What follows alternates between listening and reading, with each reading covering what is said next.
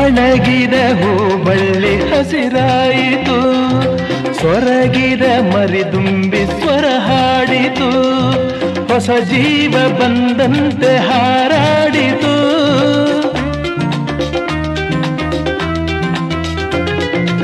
ಎದೆಯಲ್ಲಿ ನೂರಾಸೆ ಉಸಿರಾಡಿತು, ಹೊಸತನ ಬೇಕೆಂದು ಹೋರಾಡಿತು, ಕನಸನ್ನು ಕಂಡಂತೆ ಕುಣಿದಾಡಿತು.